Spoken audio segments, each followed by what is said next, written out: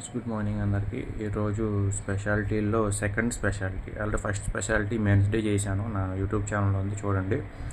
Second స్పెషాలిటీలోకి వెళ్తే మామూలుగా first చేయాల్సిందే, కానీ ఇంటర్నేషనల్ వైడ్గా అది చేశాను. నా favourite lady warrior Jhansi Lakshmibai గారిది బర్త్డే అనమాట. ఆమెకు వచ్చేసి 1828 నవంబర్ 1908 పుట్టారు. 1857లో చనిపోయారు. కొంతమంది 1835 పుట్టి 1857లో చనిపోయింది అంటారు. కొంతమంది 1828లో పుట్టి 1857లో చనిపోయింది అంటారు. 1857 మాత్రం కామన్ అనమాట, జూన్ 18. కాకపోతే బర్త్డే మాత్రం ఎందుకంటే చెప్పారు నాకైతే తెలియదు. అది మనం హిస్టరీ కాబట్టి మనం ఏం చెప్పినా అది మనం ఏం చేయలేం. సో మనం 1828 అనుకుందాం. మనం ఝాన్సీ లక్ష్మీబాయి గారి గురించి చూసుకుంటే ఆవిడ పుట్టింది వచ్చేసి వారణాసి, చనిపోయింది వచ్చేసి ఝాన్సీ కింగ్డమ్ అనమాట. అప్పట్లో రాజులు ఉండేవాళ్ళు కదా, అట్లా ఝాన్సీ కింగ్డమ్ చచ్చిపోయింది అనమాట. ఆవిడ బ్రిటిష్ వాళ్ళతో పోరాట చచ్చిపోయింది. వాళ్ళ హస్బెండ్ వచ్చేసి గంగాధరరావు గారు. మనకు తెలిసిందే, చిన్నప్పుడు ఝాన్సీ లక్ష్మి సీరియల్ వస్తే మీరు చూసే ఉంటారు మామూలు జీ తెలుగులో. ఇప్పుడు వస్తుండేది మనకైతే తెలియదు. చిన్నప్పుడు మా 6th 7th ఉన్నప్పుడు వచ్చేది. అప్పట్లోనే చాలా పవర్ఫుల్ అనమాట ఝాన్సీ లక్ష్మీబాయి గారు. అంటే నాకు ఒక మంచి అభిప్రాయం వచ్చింది ఆ సీరియల్ నేను చూశాను అనమాట.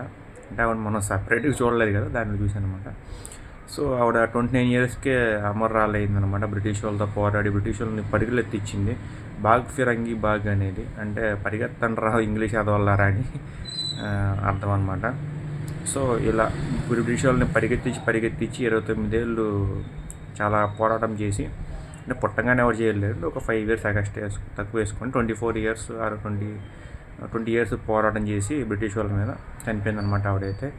ఆవిడ ఫస్ట్ ఒక బిడ్డని అయితే కోల్పోయింది, సెకండ్ బిడ్డని ఎత్తుకొని పోరాటం అయితే చేసింది. గంగాధరరావు గారికి అప్పటికే ఆవిడ సెకండ్ వైఫ్, చిన్న అమ్మాయిని చేసుకున్నాడు ఆయన అప్పటికే పెద్ద ఏజ్.